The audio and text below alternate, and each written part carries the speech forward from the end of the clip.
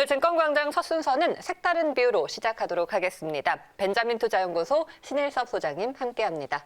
안녕하세요. 네, 안녕하세요. 네, 자, 코스닥은 약간 이제 주춤합니다만 코스피를 중심으로는 여전히 시장이 잘 가고 있습니다. 조선주가 어제 이어서 오늘도 상승을 보이나요?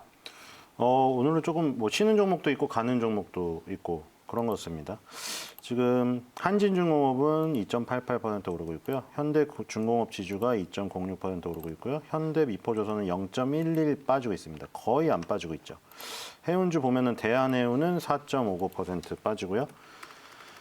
그리고 HMM은 2.99 빠지고, 해운주가 조금 더 빠지고, 조선주는 갈리고 있고, 조선기자재 가면은 한국카본은 제자리, 그리고 지금 거의 빠지는 것도 별로 안 빠지고 있는 것 같아요. 그리고 한국카본, 그 다음에 기억이 안 나네요. 한국카본, 이런 종목들 지금 안 움직이고 있어요. 약간 종목별로 이제 엇갈리기 종목별로 시작했네요. 엇갈리고 네. 있어요. 조선주 어저께 시간이 없어서 제가 준비한 주제가 아니어서 많이 말씀 못 드렸거든요. 일단 오늘 철강주가 움직이잖아요. 맞아요. 철강주를 한번 볼까요? 철강주가 한국철강이 19.06% 오르고요. 세아제강 3.24, KG 동부제철, 고려제강, 포스코 강판, 동국제강, 현대제철까지 다 오르고 있습니다. 세아베스틸이랑 대한제강은 마이너스 0.4, 0.5거든요. 오늘은 제일 많이 오르는 거는 정유주랑 네. 백신 관련해서 콜드체인주랑 풍력에너지, 그리고 백신 나온다고 해서 보니까 항공주, 면세점주 이런 거 움직이고 있거든요. 근데 철강이 강하게 움직이는 거는 이거 지금 밸류체인 순서대로 돌아가고 있는 것 같아요. 처음에 이제 밑바닥에서 HMM을 필두로 해운주가 움직였거든요. H&M이 강하게 움직인 다음에 그 다음에 대한해운이랑 페노션이 같이 움직였어요.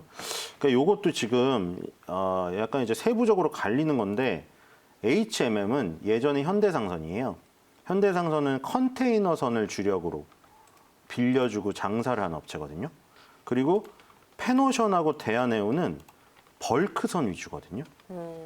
그래서 대한해운하고 페노션은 BDI 지수에 연관이 깊고요. HMM은 CSFI나 SCFI랑 연관이 깊어요. 그러니까 BDI는 벌크선 운임지수고요. SCFI나 CSFI는 상하이 운임지수, C는 차이나 운임지수예요. 그러니까 상하이에서 출발하는 거 아니면 중국에서 출발하는 컨테이너 운임, 수당 같은 거예요. 근데 벌크선 운임지수는 많이 안 올랐어요, BDI는. 그래서 대한해운이랑 페노션 같이 벌크선 위주로 하는 업체들은, 벌크선은 뭐냐면 광물들을 실어 날라서 뚜껑이 없는 배고요. 탱커라고 하는 거는 이제 통이 있죠. 거기는 탱커 안에는 이제 원유도 넣고 이제 액체로 된 걸 넣는 거고, 컨테이너선은 아시다시피 컨테이너 박스 넣는 거예요.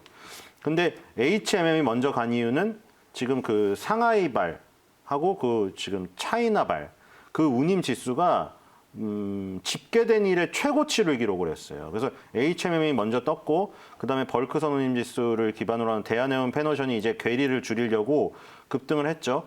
그래서 해운주가 간 다음에, 해운주가 간 바탕에는 상하이 운임 지수가 오른 게 있는데, 상하이 운임 지수가 오르게 되는 배경에는 배가 부족했다는 거잖아요.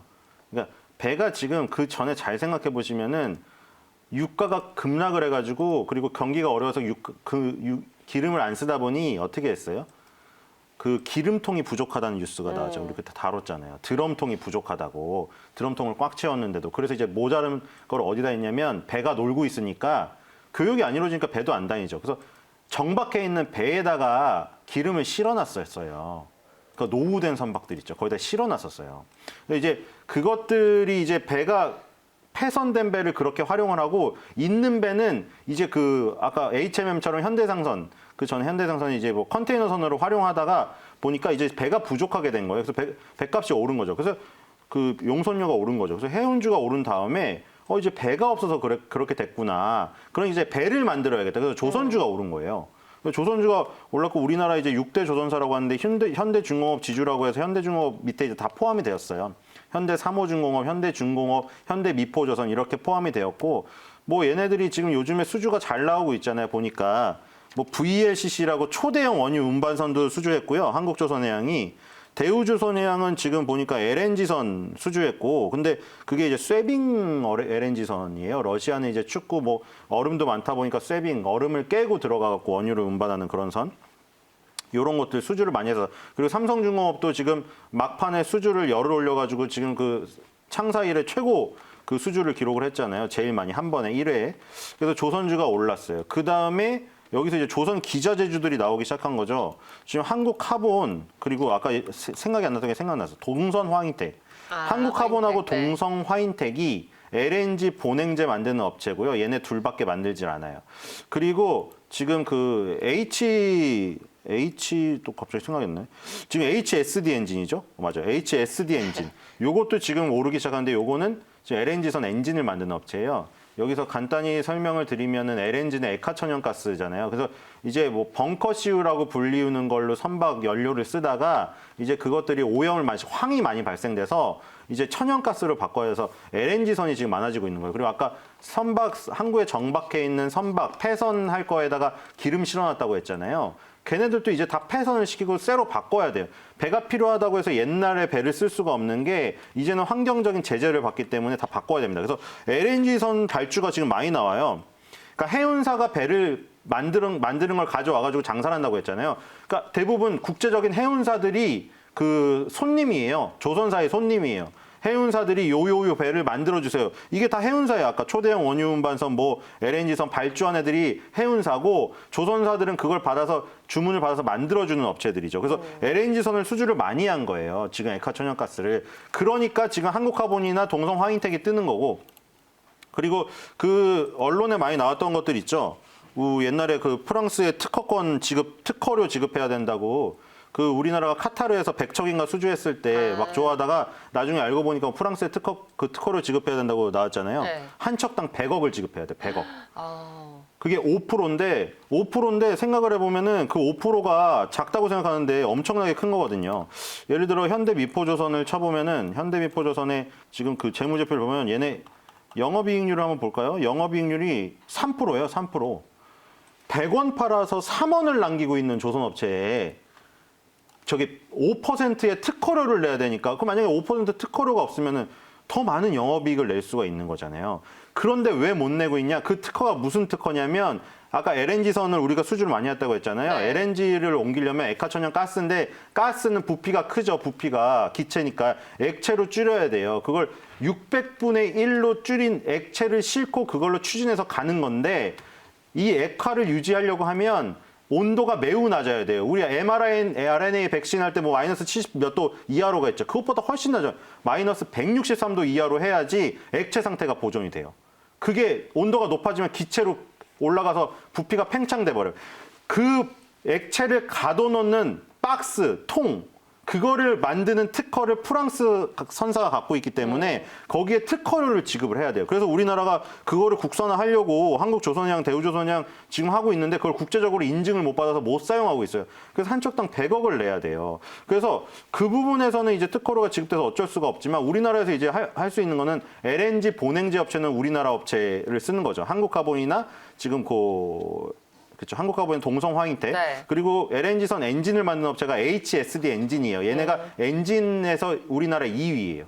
그래서 요런 업체들 위주로 갔어요. 네. 그 다음에 쉬고 있으니까 그 다음에 간 게 철강이에요. 오늘 그래서 철강이 가는 거예요. 경기 민감주의 순환이네요. 이 지금 순서대로 가는 것 같아요. 그래서 철강에 가면 또 지금 조선 해운주가 쉬고 있으니까 요거를 또 노려보면 될 것 같아요. 철강은 지금 조선에 들어가는 두꺼운 후판들을 만들기 때문에 뭐 이런 세아제강이나 삼강 MMT나 원래 다 그 풍력 발전 가서 밑에 그 하부 구조물 만드는 업체들이 원래 조선에서 후판, 두꺼운 후자예요. 두꺼운 판을 만들면서 기술력을 축적했던 업체들이에요. 그래서 기본적으로는 요쪽 조선 쪽에 관련되어 있다. 그래서 철강이 지금 가는 거고, 조금 전체적으로 얘기를 드리면 2011년 이후에 우리가 너무 이제 조선이 잘 나가다 보니까 뭐에 손을 댔냐면 그 드릴십, 삼성중공업이 지금 재고로 쌓여 있거든요. 드릴십, 해양에다 바다에서 박아서 시추를 하는 거, FPSO라고 해서 띄워가지고 원유 시추하는 거, 요걸 했다가 유가가 하락하고 지금 뭐 경기가 안 좋아지니까 다 망했어요. 그래서 지금은 다시 배에 집중하는 구간이에요. 지금 배가 지금 다시 잘 되고 있어요. 그리고 배랑 그리고 풍력 발전 관련해서 저 해상 풍력 그때 유행한다고 했잖아요. 이제 해상 풍력을 하면 바다에 그 풍력 그 에너지 그 터빈이나 이런 걸 박아야 되는데 그걸 박기 위해서 그 풍력 그 개발하는 배가 새로 생겼어요. 네. 그 부분을 이제 아마 미래의 그 지금 슈팅 스타로 키울 것 같아요. 그래서 지금 FPSO나 드릴십 옛날에 잘 나갔던 거는 이제 뭐 재고로 처리하거나 지금 좀 그런 것들이 이어져 오면서 9년, 10년 동안 고생을 했고 이제는 배 쪽이 먼저 풀리고 풍력 개발선 요런 쪽이 있고 그래서 조선이 좋아지고 그다음에 그래서 이제 철강이 좋아지는 거예요. 철강은 지금 자동차 좋아지고 조선 좋아지니까 철강도 좋아지는 거예요. 그래서 오늘 철강주가 강한 것 같습니다. 네. 조선과 철강 지금 우리가 좀 순환하면서 상승을 보여주고 있습니다. 앞서 이제 해양 산업에서 해양 플랜트 산업에서 신성장 동력을 찾고 있다라고 말씀해 주셨는데 삼강 M&T가 대표적인 종목인 것 같아요. 어제도 우리 증권광장에서 이야기를 나눠봤었고요. 그리고 조선, 철강 뭐 이제는 풍력과 정유주를 좀 보고 싶은데 정유주는 반짝 상승인 건가요? 국제유가의 상승으로? 약간 그런 면이 있는 것 같아요. 지금 유가가 기본적으로 굉장히 지금 안 올라가고 있는 이유가 경기가 회복이 되더라도 지금 전기차 시대로 가다 보면 그렇죠? 전기차 시대로 가다 보면 가솔린, 디젤 이 내연기관차가 줄어들 가능성이 있고 그리고 기본적으로 젊은 사람들은 요즘에 구독 경제라고 해가지고 자기 차량을 사지를 않고 차를 구독해서 쓰거든요. 꽃 배달하는 것처럼. 매주 차를 3대를 돌려서 구독을 해서 차를 타요. 그러니까 그런 것들 있죠. 자동차를 구독해서 타기 때문에 줄어드는 거에다가 내연기관차가 전기로 가는 거. 이런 면 때문에 그 경기 회복 때도 뭐 그 정유주가 유리할 정도로 올라가지 않을까. 제가 그때 화학주 얘기만 살짝 얘기했는데 화학 업종이 지금 좋은 이유가 물론 가장 좋은 건 뭐냐면 경기가 회복이 그냥 계단식으로 돼서 기름값이 오르고 그 기름을 받아다 쓰는 화학업체 주가가 오르고 판가 인상을 해서 그렇게 되는 거거든요. 그러니까 정유사가 그 두바이유를 들여와가지고 원유를 정제를 하죠. 휘발유, 경유, 등유, 나프타가 나와요. 거기서 나프타를 화학업체에 넘겨줘요. 그럼 NCC를 갖고 있는 나프타 크래커 센터를 갖고 있는 화학업체가 나프타를 다시 끓여요. 그럼 거기서 에틸렌, 프로필렌, 부타디엔, 벤젠 이런 게 톨루엔 이런 게 나오는 거예요. 그걸 화학 그 제품을 만드는 거죠. 근데 요 밸류 체인에서 잘 생각해 보세요.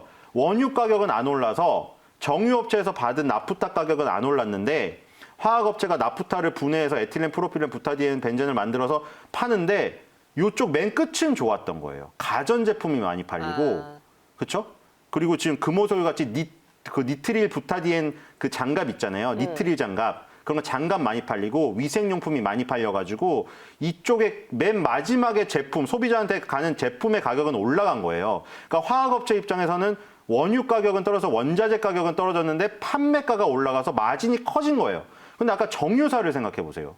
정유사는 어떻게 됐어요? 정유사는 나프타 가격이 안 올라요. 원유 가격이 정체돼서. 그럼 나프타를 화학회사에 팔아야 되는데 마진이 안 남아요. 그래서 정유회사가 그때 뭐 한다고 했어요? S오일이나 이런 애들이 지금 뭐를 하고 있다고 했죠, 제가? 어차피 우리가 원유를 끓여가지고 나프타를 분해해서 넘겨주는 거 NCC 나프타 크래커 센터까지 세워서 화학업체가 하는 걸 우리가 하자 이러고 있다고 했잖아요. 그러니까 왜 남의 거를 침범한다고 했어요? 자기 쪽 장사가 안 되기 때문이에요.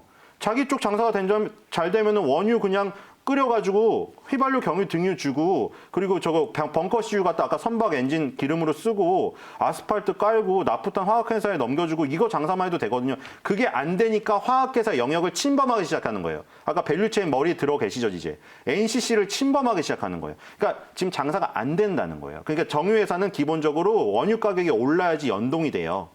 그래서 지금 그게 지금 깨져 있는 상태이기 때문에 정유사가 NCC나 이런 거를 만들려면 엄청난 비용이 들잖아요. 그런 비용이 들고 시일이 걸리기 때문에 저는 정유사를 지금 뭐 S오일이 급등하고 있긴 하지만 이게 배당주 형식 사실 S오일이 배당주 성격도 좀 있거든요. 네, 맞아요. 그런 면도 있다고 생각이 돼요. 지금 배당 수익률이 최근에는 줄었는데 2017년만 해도 얘가 5%나 줬었어요. 연 5%면은 지금 훌륭하잖아요. 그래서 그런 연말 배당주 성격 아니면은 원유 가격이 지금 너무 빠졌다는 그런 부분, 그런 것 때문에 오르는 게 아닌가. 그래서 저는 정유회사보다는 저는 화학회사를 좋게 보기 때문에 지금 원유 가격을 보여드리려고 지금 찾고 있었거든요. 지금 원유 가격을 보면은 WTI가 좀 밑에서 오르긴 했네요. 오르긴 했는데 지금 보면은 2013년에 112달러였던 게 지금 43달러예요. 지금 절반 절반 정도로 내려가 있거든요. 그래서 최소한 뭐 80달러 선까지는 가는 뭐 모습이 지금 형성이 되어야지 지금 정유주는 조금 괜찮지 네. 않을까 그런 생각이 듭니다. 오랜만에 정유주가 또 국제유가가 오르니까 이렇게 상승을 보여주고 있는데요. 배당적인 매력도 있고요. 좀 지금 경기 민감주에 대한 시기적인 상승도 있을 것 같습니다. 여러 가지 배경을 좀 짚어봤고요. 조선, 철강, 정유주 중심으로 색다른 뷰 오늘 이야기 나눠봤습니다. 신 소장님 말씀 여기까지 드릴게요. 고맙습니다.